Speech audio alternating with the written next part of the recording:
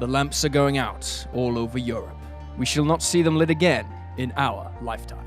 So remarked the British Foreign Secretary Sir Edward Grey as the European continent geared up for war in the summer of 1914. Although at first glance his words appear somewhat fantastic, the fact is that what would transpire over the following 4 years would so dramatically change the world that the consequences of which would not be fully resolved until the end of the century, when all key figures involved had long since died, including Grey himself. Even today, the consequences of that summer are still being felt, and we all live in the shadow of the Great War, the First World War.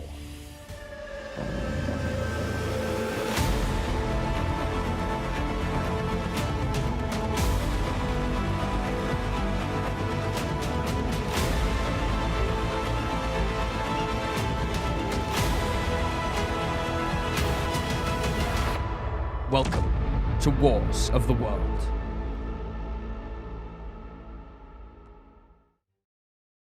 Today's episode is sponsored by Magellan TV. If you're a fan of history, and if you're watching this you probably are, you might have run into a problem that I certainly have with the same old subject matters getting reworked to death. Yes, we know about Rome. Yes, we know about the Second World War. And although these are important stories to tell, you might find yourself hoping that someone, somewhere, would launch an entirely new catalogue of historical content, the likes of which you've never seen. Well, Magellan TV is the answer. Magellan TV is a state-of-the-art documentary and docu-series streaming service, both created and cultivated by a team of filmmakers. It includes an incredible blend of history-related films and featured shows, the most unique and magnificent ever created online. The subgenres range anywhere from ancient to modern history to the art of war, which, if you're a fan of Wars of the World, would be right up your alley. There are also countless hours of content covering other subjects, like true crime or science, too. There are 15 to 20 hours of new content uploaded to the site every week, featuring absolutely no advertisements and available on any electronic device, be it a television or telephone. The Magellan TV app is also compatible with services like Roku, Amazon Fire TV, Apple TV, and Google Play. One title that really captured our history-driven hearts is Kodoka, The Spirit Lives, a 94-minute documentary detailing the passion and courage by the diggers who secured Australia's independence during the Pacific Wars. It is sure to have you standing and cheering by the end, and gives those directly affected by war an empathetic look at their story, just as we aim to do here on Wars of the World. Sign up for Magellan TV today using the link in the description and get your first month completely free. New history content awaits.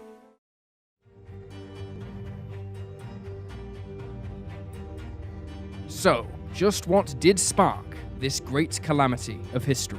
At the dawn of the 20th century, Europe was at a crossroads. On the one hand, it still clung to the old Victorian ideas of monarchy, class culture, and empire. However, on the other, new ideas such as socialism, nationalism, and greater democracy, coupled with the application of technology, particularly in terms of communication, such as an expanding train network which made continental travel fast and safe, as well as greater literacy rates, meant that in almost every country, there were calls for change of some kind or another. One man that seemed to realize that the old ways were slowly dying out was Archduke Franz Ferdinand of the Austro-Hungarian Empire. In an age of regal conformity, Ferdinand was something of a rebel. He surrendered his claim to the Austro-Hungarian throne in order to marry for love, rather than secure his position, and he also worked to stabilize the security of his family's empire, often through comparatively radical policies. He engaged in a diplomatic effort with Imperial Russia under Tsar Nicholas II in order to end simmering hostilities between the two empires, while at the same time, he recognized that internally the Austro-Hungarian Empire was going to have to change. This empire extended into Eastern Europe and the Balkan regions, and thus, being under one banner, it was composed of various ethnic and religious factions, many of whom distrusted or actively hated the other, leading to an epidemic of violence and terrorism in the 1900s. In the Balkan holdings especially, ethnic tensions were high, as were nationalist ideals of independence, which were exacerbated by neighboring Serbia, whose interest lay with the many ethnic Serbs within Austro-Hungarian-controlled territory in the Balkans. Furthermore, Serbia was allied with Imperial Russia, who were in turn allied with France. Russia viewed the Serbian people as their fellow Slavs and vowed to defend them against the Austro-Hungarians if war should break out, which would also see France drawn into the fighting. But Austro-Hungary had their own ally, in the form of neighboring Germany. Despite Germany's position as one of the younger nations in Europe at the time, coming into being in 1871, it was a prosperous country in 1914 that was quickly overtaking its European neighbors. However, it was ruled by the egotistical Kaiser Wilhelm II, a grandson of England's Queen Victoria, who clung on to increasingly obsolete ideals such as militarism and imperialism. He and his close government viewed the 20th century as the time of Germany's rise to true superpower level, but to do that, he needed to challenge the powers of old, namely Britain, France, and Russia. As such, Wilhelm II built up a huge army and a powerful navy with which he could exert his influence on the world stage, strengthening German possessions in Africa, China, and the Pacific, while brutally cracking down on any opposition there. Germany's arms program triggered an almost out-of-control and costly arms race in Europe from the 1890s. Britain was still the largest empire in the world, and as such relied upon a massive Royal Navy to protect and police it. For the Royal Navy and the British people, numbers of ships were more important than anything else. Thus, despite its strength on paper, much of the British fleet comprised of older vessels, since it was simply too expensive to replace all of them with the modern types that were appearing. Consequently, by the 1910s, the fleet which outnumbered any other in Europe was a mix of ultra-modern dreadnoughts backed up by aging cruisers, some of which had originally been launched with masts for sails, although these had now been removed. On land, the French army was a major thorn for Germany's ambitions in Europe, being one of the largest standing military forces, numbering over 777,000 professional troops, plus some 38,000 colonial troops, compared to the Kaiser's 700,000. French forces were also one of the most modern equipped, with machine guns, modern artillery pieces, and a growing number of these newfangled aeroplanes. But it was on the other side of Germany that the Kaiser saw his biggest opponent in Imperial Russia, whose army was reported to have 5.7 million within its ranks, the largest in the world. However, this impressive figure was completely offset by a number of factors that would inhibit its effectiveness. Still a largely agricultural country, its war manufacturing base paled in comparison to Germany's, and so vast amounts of Russia's equipment was out of date. Therefore, in any war between Moscow and Berlin, it would be a question of Russia's quantity versus Germany's quality.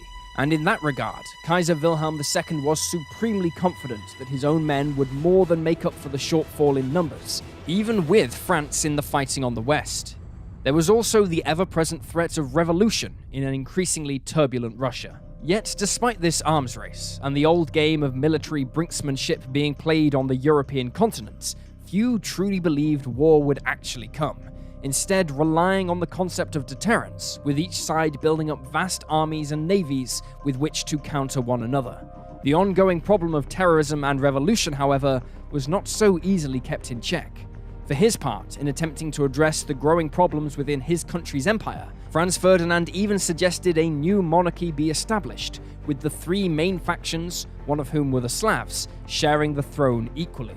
The Austro-Hungarian ruling elite were appalled at the suggestion, and even went as far as to label him insane due to inbreeding within his dynasty.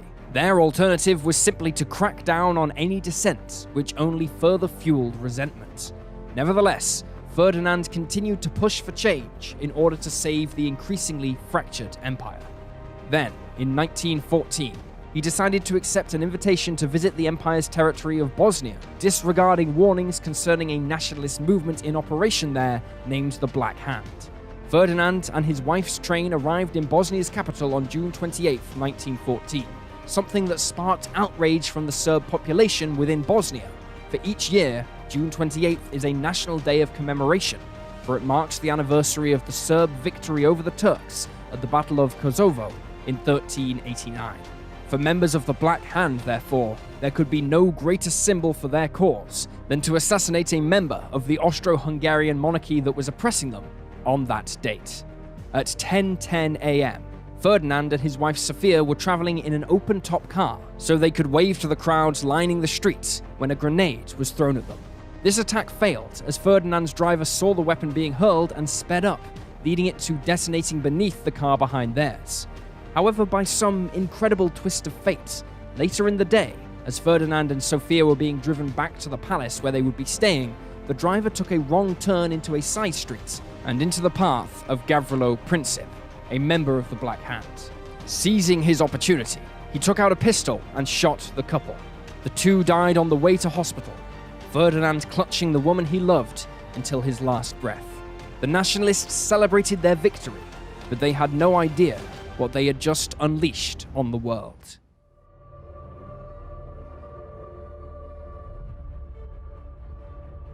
Given that it was Serb nationalists that were responsible for the killing, the Kaiser told the Austro-Hungarians that they would fully support any measures they decided to take in punishing Serbia, the now famous blank check.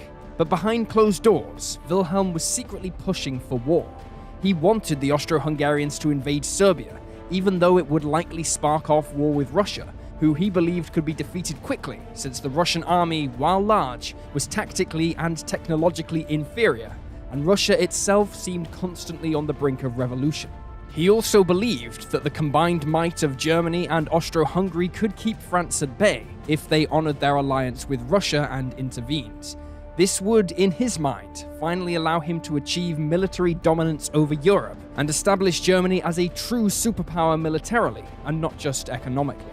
The question nobody in the Kaiser's government could seem to answer, however, is what would Britain do if war erupted on the continent? Britain's army was comparatively small, but could call upon troops from Australia, Canada, India, and New Zealand, while the Royal Navy could seriously damage Germany's empire abroad. Despite his assertion of his army's superiority, even the Kaiser had to accept that fighting Russia, France, and the British Empire and supporting Austro-Hungary in the Balkans was too much. But while Britain had shown its support for France in face of German aggression, it was wary of France's Russian allies. London and Moscow had similar aims in Europe, which should have made them neutral allies. However, they were staunch rivals in the Far East. As such, Britain remained out of any formal treaties that would drag her into a war that was primarily a Russian concern, such as the invasion of Serbia, but also couldn't ignore the situation in Europe. Therefore, Britain entered into an entente with France, saying it would support her if attacked, but an entente was in no way binding. On July 23, 1914, a month after Ferdinand's assassination, the Austro-Hungarians delivered an outrageous ultimatum to Serbia that every country observing the situation was convinced was designed to be rejected, and was suspected to have been dictated to them by the Kaiser. The ultimatum had 6 key points to it, including forcing Serbia to distance itself from the national goal in Austro-Hungarian territory. Serbian forces should clamp down on nationalist groups in Serbia that threaten Austro-Hungarian rule, and have Austro-Hungarian officials lead the investigation. The Serbians appealed to Russia for help, but realizing time was not on their side, they agreed to all parts of the ultimatum bar one, namely the Austro-Hungarians being involved in internal investigations of the assassination, and other groups opposed to Austro-Hungary in Bosnia. This seemed reasonable to the world, but not having all of its demands met, and at the insistence of Germany, Austro-Hungary used this one rejection as an excuse and invaded on July 28, 1914. Over the coming days, events would dramatically spiral out of control.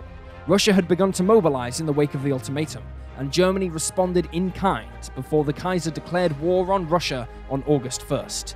The next day, a skirmish broke out between French and German troops at the French town of Jonchery in what was the first battle of the Western Front, and the next day, the Kaiser declared war on France.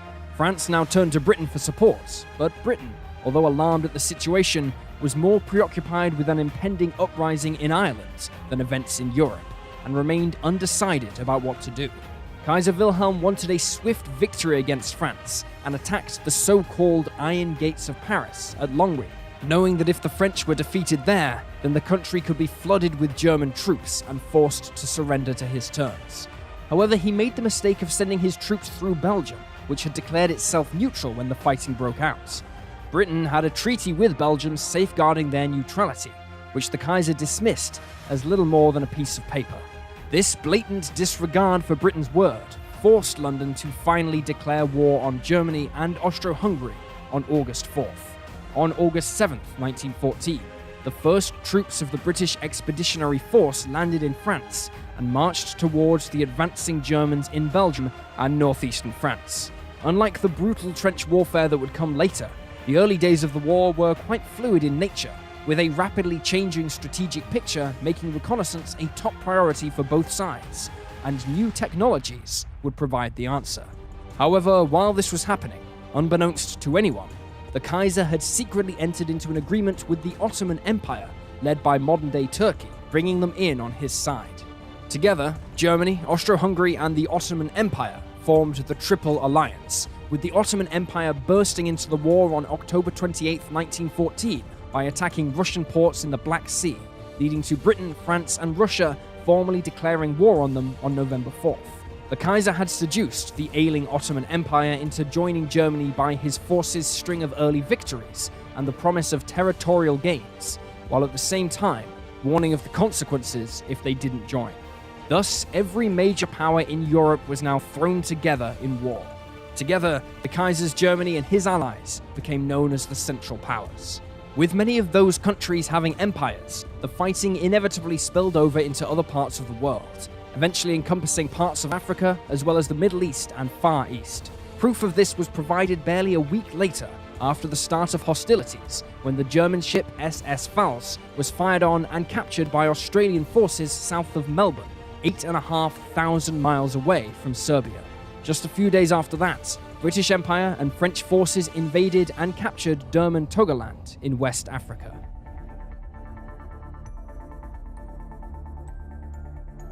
The great powers of Europe had not engaged in a full-scale war for over 60 years, during which time the Industrial Revolution had flourished.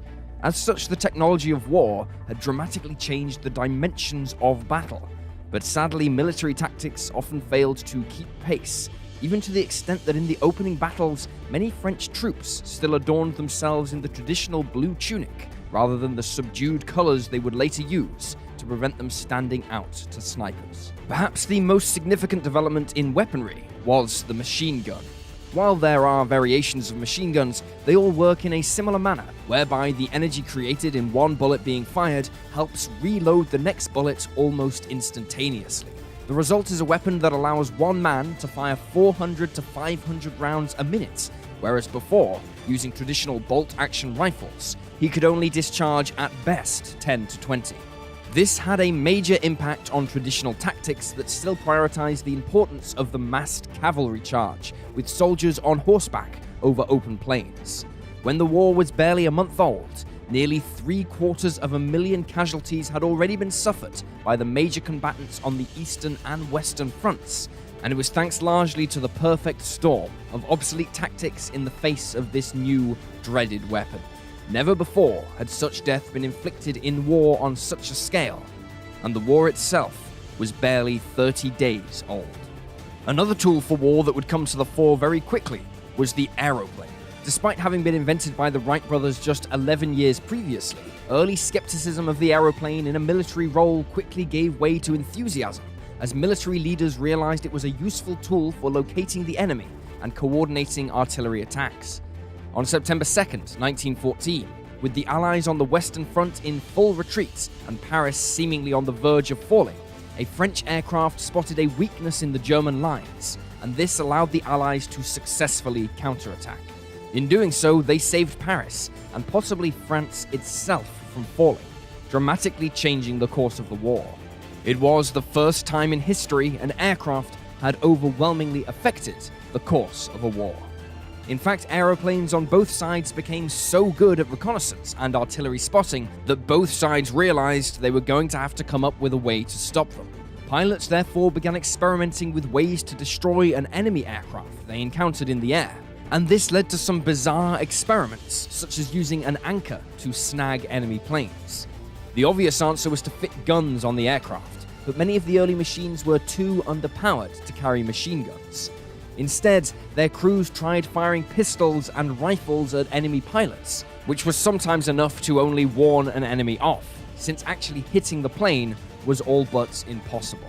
The outbreak of war saw a dramatic increase in the pace of aircraft and weapon development, leading to the first true fighter aircraft, known then as fighting scouts, and these would turn the skies into a brutal killing field. The problem, however, was that the machine gun couldn't fire through the propeller, and instead was mounted around it, which made it difficult to aim. Some aircraft put the propeller at the rear of the aircraft so it would not be an issue, but the Germans would later introduce the idea of synchronizing the gun to the turning of the propeller. This meant that the bullets fired between the blades as they turned, stopping as the blade passed in front of the gun and firing again when the blades were clear. Fighter pilots became celebrities during the war, with the most famous being Manfred von Richthofen, a man whose name would forever be remembered by the accolade of being the Red Baron. Richthofen's legacy went beyond his own score of 80 confirmed kills. What made him so great was his ability to teach his subordinates the skills he learned in combat, and he wrote some of the earliest training manuals on air combat, the principles of which are still taught to fighter pilots today. Bombing from the air also came to fruition during the war. Initially, it was used as an extension of the army's artillery, but as the war progressed, aircraft became heavier and more powerful, and began carrying out the first true strategic bombing raids against enemy cities. While pilots took the war into the skies, sailors were taking the war under the sea, for the First World War was the first major conflict involving the widespread use of submarines. Submarine warfare was not a new concept, with the first ever submarine attack taking place during the American Revolutionary War, but it came of age at the beginning of the 20th century, and its influence on the war was both spectacular and totally unexpected. A taste of the power the submarine offered was witnessed on September 22, 1914. The German submarine U-9 attacked and sank 3 British cruisers, as after striking the first, the others in the area believed it had suffered a malfunction and went over to help. This made them easy prey for the U-9, which sank all 3 of them in quick succession. Over 1,000 men died, and Britain's once seemingly invincible Royal Navy appeared helpless, while the submarine's role in naval warfare was secured. Germany's U-boats attempted to starve Britain of food and war supplies from her empire by intercepting the cargo ships bringing them to Britain, which were so important to maintaining the war effort. With little real defense against their attacks, the only hope was to catch them on the surface with aircraft and bomb them, or coordinate naval gunfire from nearby ships. Contrary to public perception of World War I and II submarines, they actually spent 95% of their time on the surface using conventional diesel engines and charging their batteries, which powered them when they were submerged. And this weakness was fully exploited by the Allies, who began using powered balloons and later aircraft to patrol the sea lanes and hunting them down with bombs. Working in very cramped conditions, submarine duty was a psychologically taxing job, and often their submarines were just as dangerous as the enemy, with many being lost in accidents, especially involving their batteries, which could leak poisonous gas. After a series of setbacks encountering the German army in eastern France, the British and French began withdrawing towards the River Marne in what became known as the Great Retreat. Upon reaching the Marne, the British and French repelled the German army effectively, grinding their advance to a halt. Both sides then tried outflanking one another to the north, but this only further extended the battle lines, until by mid-October, both sides reached the North Sea, forcing them to first consolidate their positions and then try and break through enemy lines. This involved digging trenches, which would protect the two sides from opposing gunfire and maintain their front lines. The two sides fought a series of pitched battles through late October and into November, in what is remembered as the First Battle of Ypres. The British, French, and Belgians all fought the German army, and although successful once more in repelling them, the Allies paid a heavy toll, suffering nearly 130,000 killed or wounded. The Germans themselves sustained 134,000 casualties, and while they could still match the Allied armies in the West, the casualty rates, coupled with the demands of fighting a war in the East as well, meant that the planned big offensive to win the war had to be pushed back until 1915. This delay meant both sides had time to build bigger, longer and more intricate trenches that would only make the job of breaking the stalemate even more difficult. The Austro-Hungarian army, who entered Serbia to take its revenge for Franz Ferdinand's killing, thus starting the war, were beaten back by Serbian troops, but not before they committed a series of well-publicized atrocities on the Serbian people. The Serbians garnered a lot of sympathy following their victory, and received aid and even troops from other countries. But ultimately the country would be defeated in the coming months by a combined Austro-Hungarian, German and Bulgarian force, although the Serbian army continued fighting with the Allies for the duration of the war. Among its ranks was Momcilo Gavric, a 7-year-old boy whose family was massacred by the Austro-Hungarians and was adopted by a Serbian army unit. At 8 years old, he was given the rank of corporal and ended the war as a 10-year-old lance sergeant, having impressed one of the army's most senior figures by tales of his exploits, including getting wounded in a trench. Elsewhere, Japan joined the war on the side of the British, and a joint British-Japanese force captured German-controlled territory in China. The German Navy shelled Madras in British India and Papeete in French Polynesia, but were defeated in engagements with the Royal Navy off Tanzania in Africa, and then again in the Falklands later that year. Australian troops captured German New Guinea, while New Zealand troops also captured German Samoa in the Western Pacific. While the Germans had been halted in the west, the Austro-Hungarian and German armies enjoyed more success in the east against the Russians. The Russians suffered a string of defeats in 1914, which only fueled the growing resentment of the Tsar in his own country. However, the Austro-Hungarians and Germans failed to capitalize on their successes, and with the onset of winter, just like in the West and the Balkans, the two sides ground to a halt. Not even a surprise attack by the Ottoman army against Russian forces in the Black Sea could break the eastern stalemate. For Britain, the year ended with the nature of the war changing forever when German warships shelled Scarborough and Hartlepool on December 16th.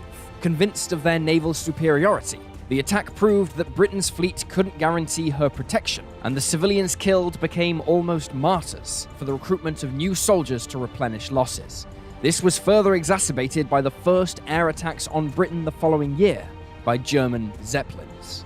Amidst the growing tragedy, a story of human compassion unfolded when on Christmas Day, 1914, troops from both sides got out of their trenches and greeted each other in no man's land, declaring an unofficial truce. They talked, sang songs, shared rations, and even played football.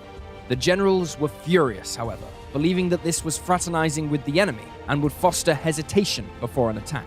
The truce ended, and the next day, shooting began again.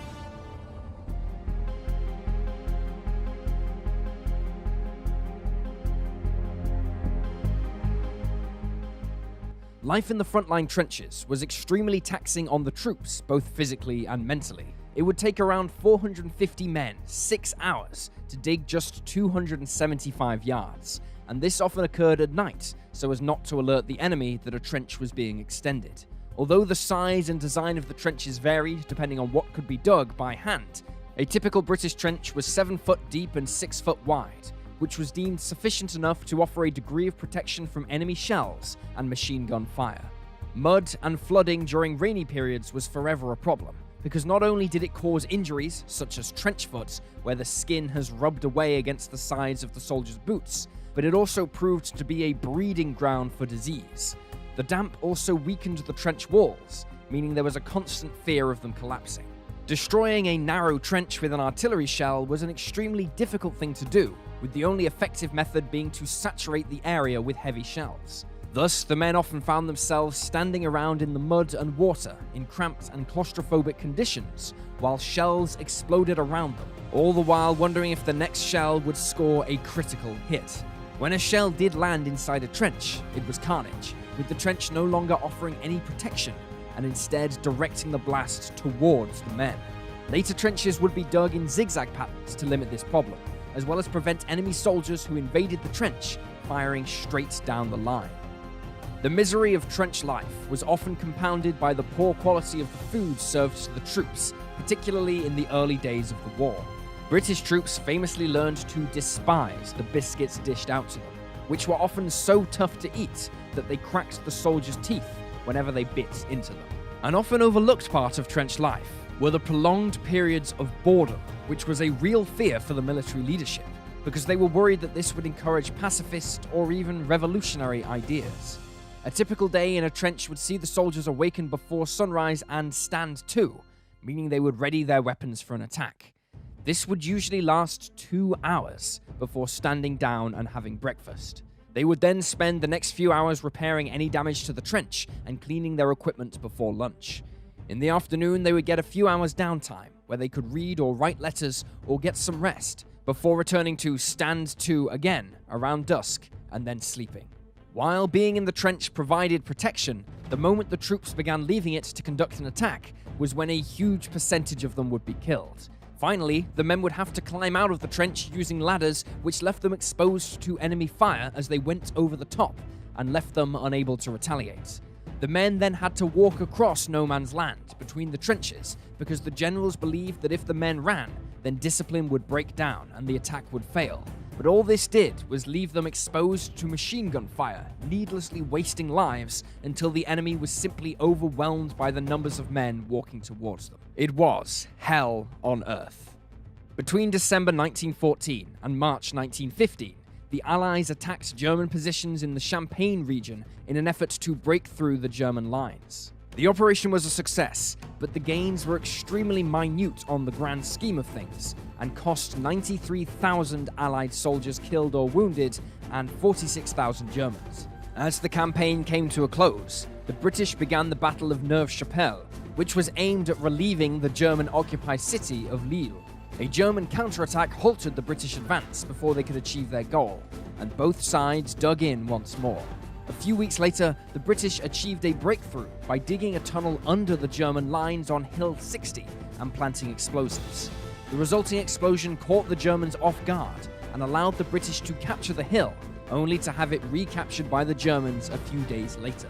The tactic of digging under the enemy trench and placing explosives there would be repeated again and again as the war went on. In an effort to break the stalemate, the Germans unleashed a new and deadly weapon in the form of chlorine gas. On April 22nd, during the Second Battle of Ypres, the gas was released by the Germans against the French army, who thought it was a smokescreen to cover a German advance. As such, the French commanders ordered their men to stand to ready for an attack, but this only exposed men to the poison. The effects of chlorine gas are horrific, and within seconds of inhaling it, the victims' respiratory organs were all but destroyed, resulting in choking fits of blood until they died. The French lines completely collapsed, and while the world condemned such attacks, both sides were quick to grasp the effectiveness of gas as a weapon, and it became just another part of the war. In April 1915, French and British Empire forces, mostly comprising of Australians and New Zealanders, planned a major landing at Gallipoli in Turkey to open up a new front and divert the Ottoman forces' attention away from Russia. It was conceived by Winston Churchill, but when the Royal Navy conducted a reconnaissance of the landing zone, they found it heavily defended and advised against the operation. Churchill proved too proud to call off his plan and ordered the landings to take place anyway. The result was one of the most drawn-out and futile battles of the entire war, lasting 8 months and ending with the Allies having to retreat after sustaining 302,000 casualties. The tragedy of Gallipoli is so burned into the consciousness of Australians and New Zealanders that many historians have argued that it gave rise to the birth of nationalism in those countries, calling for their independence from Britain and the Crown, a debate that still continues on today. On May 7, 1915, an incident occurred that would have dramatic consequences for the course of the war later, when the Germans sank the British cruise liner Lusitania. Despite warnings issued by the Germans, there were large numbers of Americans on board who were killed, and this pushed Americans closer to the Allies before they eventually joined the war in 1917 against the Germans. On May 23, 1915, having thus far remained out of the war, Italy declared war on the Central Powers and launched an attack against neighboring Austro-Hungary, hoping surprise would lead to a quick victory and territorial gains. However, like on the Western Front, the fighting became bogged down into near-static trench warfare, but at much higher altitudes, where the extreme cold claimed thousands of lives, and the frequent snowfall meant that the trenches would fill up with snow. Wounded or dead soldiers would often simply disappear, and as late as 2015, bodies of soldiers who died on this brutal battlefront continue to be found. On the Eastern Front, the situation was no better for the Russians. 1915 saw defeat after defeat for the Tsar's armies, culminating in the capture of Warsaw in modern-day Poland on August 5th. As 1916 arrived, the British could no longer rely on volunteers as their ranks dwindled and a fresh summer offensive approached. As such, conscription was introduced for the first time, primarily concerning fit, unmarried young men. However, military service could be refused on the grounds of religious or political viewpoints. Known as conscientious objectors, these men were frowned upon by their communities, such was the patriotic tone of the time, and their names would be put in local newspapers in order to shame them and discourage others. By May 1916, the war at sea was about to reach its zenith as the German Navy's high seas fleet planned to ambush the Royal Navy's battleships and battle cruisers in the North Sea. This, they hoped, would help them wrestle dominance over the sea lanes out of Europe away from Britain. Their plan involved attacking a fleet of British battlecruisers under the command of Admiral Sir David Beatty, destroying them quickly and luring out British battleships into open conflict. However, British codebreakers had already learned of this plan, and so the British fleet was already mobilized. The two sides met in the Battle of Jutland on May 31st, 1916. The battle was the biggest naval engagement of the war, involving 250 ships of various sizes and 100,000 men. Despite the German fleet under the command of Admiral Reinhard Scheer possessing some of the most modern ships in the world and having generally better weapons, the Royal Navy was ultimately victorious due to the sheer weight of numbers on their side.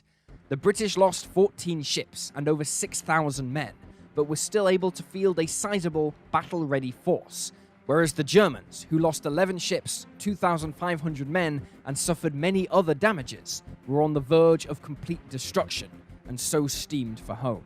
Never again did the German fleet attempt to break the Royal Navy in a pitched battle.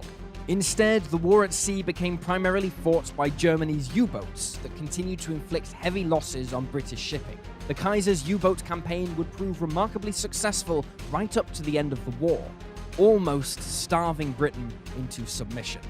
As summer came, so too did the Great Offensive. On July 1st, 1916, British forces went into action against the Germans over the Somme River. The battle was preceded by an intense artillery barrage and several underground mines detonated from the tunnels dug under the German trenches that left craters 93 feet wide. On the first day alone, the British Army lost over 19,000 troops, with another 40,000 wounded. The worst day for the British Army in its entire history. The fighting for the Somme continued into November, resulting in a strategically important victory for the Allies. But the battle cost both sides over 1.2 million men. The continued need to break through the trenches saw the introduction of another new weapon, the tank. Based on an agricultural tractor and actually developed by a Royal Navy engineer, the first tanks were thus known as land ships, but they were so secret that the men building them were told they were making water carriers. As such, the name tank stuck. The tank saw its debut on September 15, 1916 during the Somme offensive, and immediately made its presence known, knocking over barbed wire and ploughing through enemy positions with near impunity.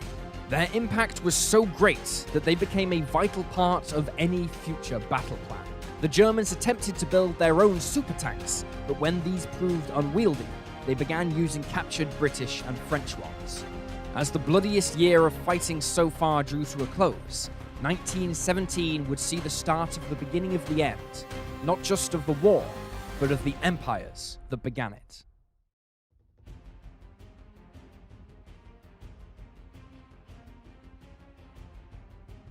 Wars of empire in Europe were nothing new, but never before had it been seen on such a scale, with so much death and suffering at home, as well as on the battlefield. Coupled with new ideas of socialism and nationalism, the great powers found themselves facing the prospect of revolution at home as the war dragged on and losses mounted. Britain would see the first open rebellion when, over Easter of 1916, Irish Republicans rose up in Dublin in an effort to overthrow the British rule. They believed that with Britain committed to fighting in Europe, they would be unable to suppress the uprising. But they were proven wrong, and after almost a week of fighting, the uprising was put down, leaving over 450 dead. Despite this, the uprising sowed the seeds for the founding of the Republic of Ireland in 1919, but excluded an area of northeastern Ireland, which remained under British rule, an issue that would see years of Republican and Loyalist terrorism, and remains contentious even today in the wake of Britain's decision to leave the European Union, while the Republic remains a member. A few months later, in 1916, the Ottoman Empire found itself facing an Arab revolt, calling for a new Arab kingdom to be created from Syria to Yemen, free of the Ottoman Turks.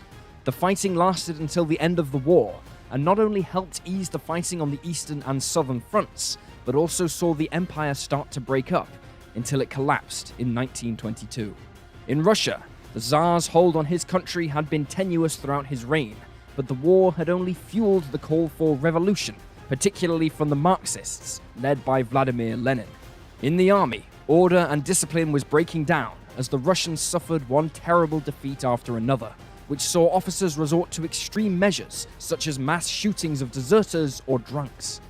Meanwhile, the Russian economy came to the brink of collapse, and in 1917, workers across the country went on strike, finally grinding Russia to a halt. Having no choice, Tsar Nicholas II stood down and handed the country over to a provisional government in what is known as the February Revolution. For the next few months, Russia appeared to be in limbo, since the provisional government proved too weak to hold the country together. Seizing his opportunity, Lenin led his Bolshevik forces in yet another revolution in October of 1917, and this, in turn, led to the Russian Civil War breaking out in the months that followed. Lenin's Bolsheviks knew they couldn't fight the Central Powers as well as a civil war at home, and so began negotiating with the Kaiser. Signed on March 3, 1918, their treaty saw large areas of Russian territory ceded to the Germans that was hoped would aid their ongoing war in the West. The end of hostilities on the Eastern Front also saw more German and Austro-Hungarian troops committed to the West. The Russian revolutions of 1917 had a potentially greater impact on the Western Front, when during the spring and summer of 1917, there were a series of mutinies within the French army. Discouraged by their lack of success, and spurred on by Russian revolutionaries fighting within the French ranks, French infantry began protesting against their commanding officers, or refusing to return to their trenches to relieve frontline units. While open fighting between French units was avoided, the mutinies only further lowered morale amongst the French army, and it would not be until the arrival of American forces later in the year that it was re-energized.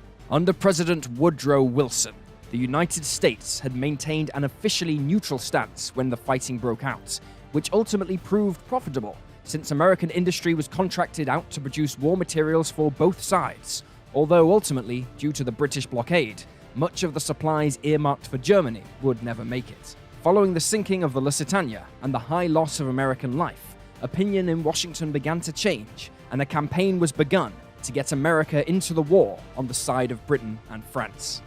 This campaign was ultimately successful, with Congress voting for war on Germany on April 6, 1917. However, American mobilization was initially slow. Echoing the British deployment, the Americans formed the American Expeditionary Force on July 5, 1917, under General John Pershing, and began shuttling troops to France. However, it would not be until October 21st that the American troops would fire their first shots of the war. Despite this slow start, in 1918, American troops were finally arriving in significant numbers, which at times reached 10,000 fresh troops a day. In 1918, the Central Powers were beginning to falter under the strain of war. Effectively blockaded at sea, and with the demands of feeding an army fighting on so many fronts at once, a food shortage began to take hold, which was worsened in Austro-Hungary by an influenza outbreak that overwhelmed medical resources stretched to their limit. The Austro-Hungarian army had effectively been under German control, the aged emperor free to address these problems, but he failed miserably, and the calls for revolution grew louder by autumn 1918, until finally he stood down and transferred power to a series of national councils. These councils all sought to act in their own interest, and Austro-Hungary collapsed. Finally, and most significantly, by late 1918, the Kaiser began to lose his grip on Germany. In March of 1918, the Germans suffered badly fighting that year's spring offensive that included a large number of US forces on the Western Front. Over 1.5 million men were killed or wounded, over 680,000 of whom were German. Then, later in the year, the Allies launched a final bid to end the war, which saw, somewhat appropriately, the most bloody battle of the war. The 100 Days Offensive was a series of pitched battles fought between August and November 1918, and would see a staggering 1.8 million casualties, including a further 785,000 Germans. With Austro-Hungary now virtually out of the war, and the Ottomans making peace with the Allies in October of 1918, no one country could hope to sustain such losses. Just like in Austro-Hungary, Germany faced food shortages, influenza outbreaks, as well as the loss of millions of wounded or dead soldiers. With his authority waning and the end of the war in sight, American President Woodrow Wilson publicly stated that any peace negotiations would no longer include the Kaiser, and with uprisings in Berlin and a German Navy mutiny taking place, he abdicated the throne on November 9th, 1918. The new civilian government that replaced him sued for peace, and at 11 o'clock on November 11th, the guns fell silent. The Great War was over.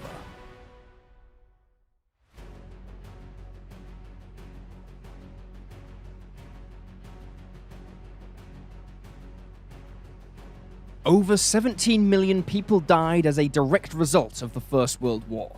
Over 20 million more were wounded, many in life-altering ways.